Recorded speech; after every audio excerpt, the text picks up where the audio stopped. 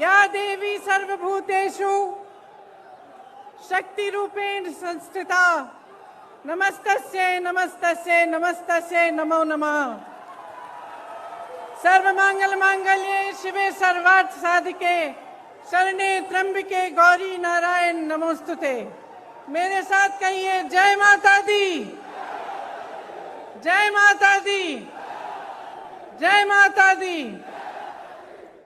पूर्वांचल की नहीं है। साथियों, बता दीजिए प्रियंका जी को कि आप इस लड़ाई में उनके साथ हैं। लखनऊ तक भी और दिल्ली के लाल किले तक भी ये लड़ाई लड़ी जाएगी। दोनों हाथ उठा करके बता दीजिए।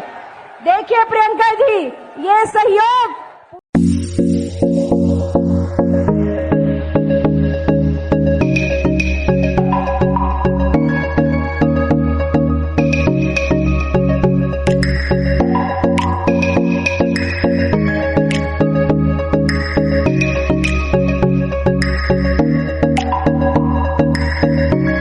दोस्तों नमस्कार, मैं हूं शैलेंद्र सिंह और आप देख रहे हैं हमारा YouTube चैनल शब्द शैलेंद्र सिंह।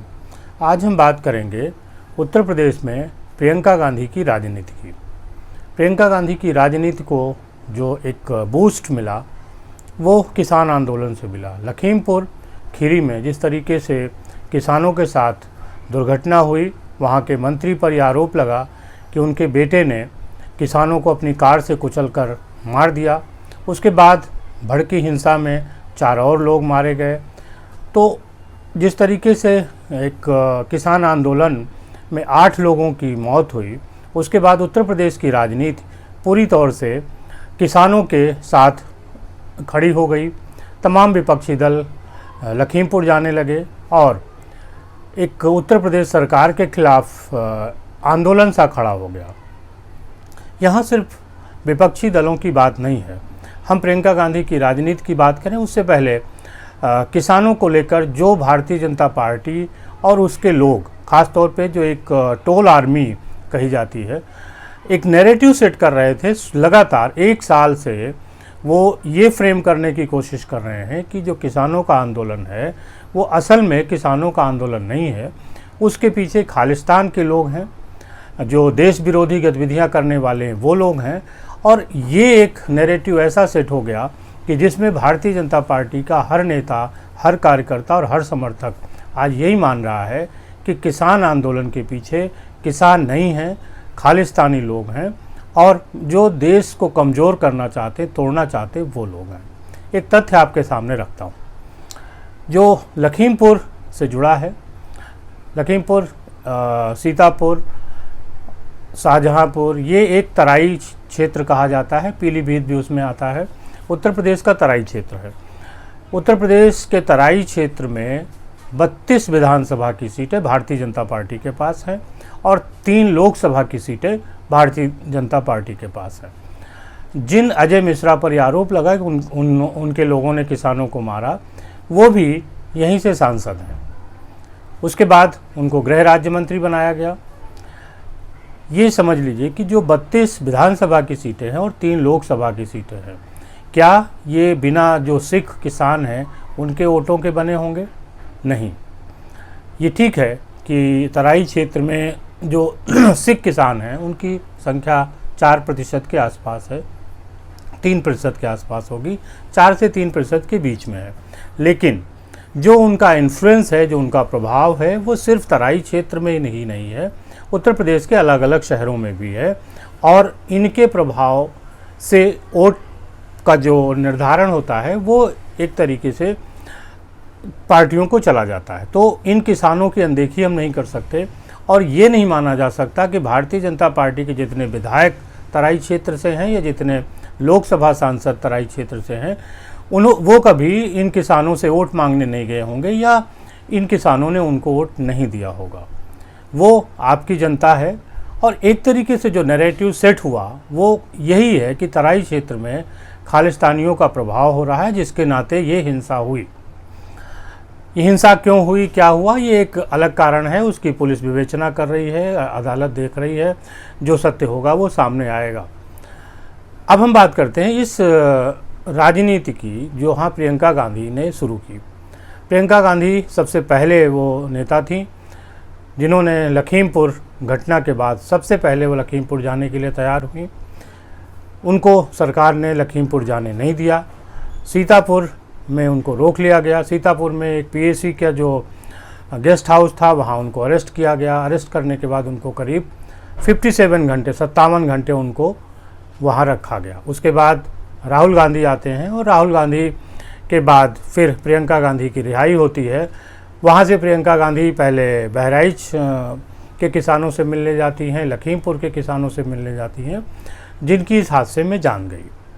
ये उसके बाद तमाम दूसरे दल भी जाते हैं, अखिलेश यादव, समाजवादी पार्टी के लोग, आम आदमी पार्टी के लोग, सारे लोग जाते हैं। लेकिन जो राजनीतिक एक लाभ था, जिसको कहते हैं ना स्पार्क, राजनीति में किसान आंदोलन का जो स्पार्क मिला वो प्रियंका गांधी को मिला। और इस नाते इसके बाद प्रियंका गांधी जब वहाँ से वापस आती हैं तो उन्होंने अपने एक संगठन को, जो उनका दलित समाज है, उसको जोड़ने के लिए वो वाल्मीकि के मंदिर जाती हैं, वहाँ झाड़ू लगाती हैं। असल विवाद ये था कि पीएसी के गेस्ट हाउस में झाड़ू लगाते प्रियंका गांधी का एक वीडियो वायरल हुआ था। उस पर भारतीय जनता पार्टी के लोगों ने कहा कि ये नौटंकी है, तो उसका वो जवाब दे रही थी। और आज प्रियंका गांधी ने एक रैली की है बनारस में, जो ये रैली किसानों के इर्द गिर्द ही थी, किसानों को लेकर थी, किसानों के मुद्दे पे थी। इस रैली में प्रियंका गांधी को ज़बरदस्त भीड़ उमड़ी उनको देखने के लिए, उनको सुनने के लिए। एक तरीके से देखा जाए तो ये कहा जा सकता है कि किसान आंदोलन के बाद प्रियंका गांधी एक बड़े नेता के रूप में उत्तर प्रदेश में उभर रही हैं। और ये इसके पीछे शुरुआत में बताया जा रहा था और कि भारतीय जनता पार्टी ने समाजवादी पार्टी को नीचे रखने के लिए कांग्रेस को अपर हैंड दिया, जिससे प्रियंका गांधी सीतापुर तक पहुंची और वो पहली नेता थी जो मरने वाले किसानों, मृतक जो किसान थे, उनके घरों तक पहुंची थी। तो एक जो फ्रेम था वो प्रियंका गांधी के आसपास बन गया, उनको एक समर्थन मिल गया। उसके बाद बनारस की ये रैली होती है जहाँ भारी भीड़ उमड़ती है। तो अब ये माना जा रहा है कि प्रियंका गांधी उत्तर प्रदेश की राजनीति में सक्रिय भी होंगी, प्रभावी भी होंगी, लेकिन इसका क्या प्रभाव पड़ेगा इस पे बात करते हैं। उत्तर प्रदेश में जो कांग्रेस की भूमिका है, जो कांग्रेस की स्थिति है, वो 30-35 साल करीब ऐसा हो रहा है कि वो सत्ता से बाहर है।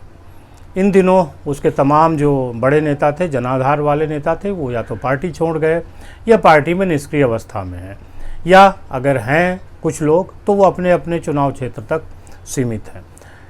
मतलब ये है कि जनाधार वाले नेताओं की कमी है कांग्रेस में, पहली बात।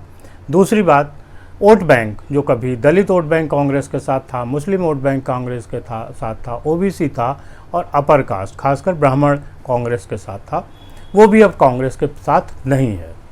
तीसरी कांग्रेस की जो दिक्कत है कि राहुल गांधी को कांग्रेस ने उत्तर प्रदेश में लगाया था, वो यहाँ से सांसद रहे, तमाम उन्होंने प्रयास किए, लेकिन इसके बाद भी जो सफलता कांग्रेस को मिलनी चाहिए थी वो राहुल गांधी नहीं दिला पाए। तो राहुल गांधी को एक तरीके से फेलोअर माना जा रहा है उत्तर प्रदेश की राजनीति में।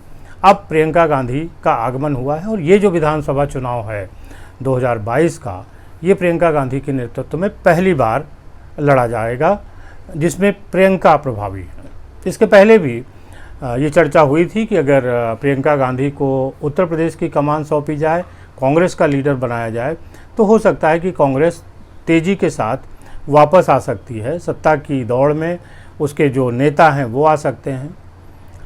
अब प्रियंका गांधी के लिए सबसे ज़रूरी काम ये है कि वो पहले अपना वोट बैंक मजबूत करें, संगठन जो ना के बराबर है उसको पटरी पर लाएं। इसके अलावा जो युवा वर्ग है उसमें ये जागृति लाएं, उसमें ये उम्मीद जगाएं कि कांग्रेस उनकी उम्मीदों पर खरी उतर सकती है और वो भारतीय जनता पार्टी को टक्कर देगी। क्योंकि तमाम जो विरोधी दल हैं वो हर दल इस यूएसपी पे काम कर रहा है कि वही भारतीय जनता पार्टी को हरा सकता है। इसकी वजह यह है कि मुस्लिम वोट बैंक उस दल के साथ जाना चाहता है जो भारतीय जनता पार्टी को हरा रहा हो। ब्राह्मण वोट बैंक को बताया जा रहा है कि वो भाजपा से नाराज़ चल रहा है, वो इस तलाश में है कि कोई अपर कास्ट पार्टी ऐसी जो उनका संरक्षण कर सके आए तो वो भी जा सकते हैं। बैकवर्ड पूरी तौर से भाजपा के पास नहीं है, लेकिन एक बड़ा हिस्सा बैकवर्ड का वो भारतीय जनता पार्टी के पास है। यादव वर्ग समाजवादी पार्टी के पास है, और समाजवादी पार्टी भी इस कोशिश में है कि यादवों के अलावा जो दूसरे पिछड़े नेता हैं उनको भी वो अपने साथ जोड़ सके। मायावती की दिक्कत ये है कि जो उनका दलित वोट बैंक है वो 2014, 2017 और 2019 इन जो चुनाव थे उनमें वो भारतीय जनता पार्टी के साथ खड़ा हुआ है, इसलिए वहाँ पे बहुत उम्मीद मायावती को भी नहीं दिख रही है। लेकिन कांग्रेस अगर इस सारे वोट बैंक में से कुछ भी सेंधमारी करती है तो उसके दो परिणाम होंगे। एक कि जो विरोधी दल हैं वो कमज़ोर होंगे और कांग्रेस मजबूत होगी। लेकिन इसके लिए कांग्रेस को जो मेहनत करनी है, सबसे पहले अपना संगठन मजबूत करना है, लोगों में ये दिशा देनी है कि भाई हम सरकार बना सकते हैं या सरकार बनाने के करीब पहुंच सकते हैं। संगठन में युवाओं को जोड़ना है। आज तक जो कांग्रेस है उसमें युवाओं की भूमिका उतनी महत्वपूर्ण नहीं है। पुराने नेताओं का प्रभाव है, उनकी ज़्यादा चलती है। ये रस्साकसी नीचे से लेकर और ऊपर संगठन में दिख रही है। राहुल गांधी के खिलाफ जो G23 एक ग्रुप बना हुआ है, उसमें वही नेता हैं जो राहुल गांधी की पॉलिटिक्स को सही नहीं ठहराते हैं। अब प्रियंका के ऊपर जिम्मेदारी है। लोगों को उम्मीद है, निश्चित तौर पे उत्तर प्रदेश के लोग भी ये चाहते हैं कि उत्तर प्रदेश में एक मजबूत विपक्ष हो जो उनकी बात को उठा सके। वो भी महंगाई से त्रस्त हैं, बेरोजगारी से त्रस्त हैं।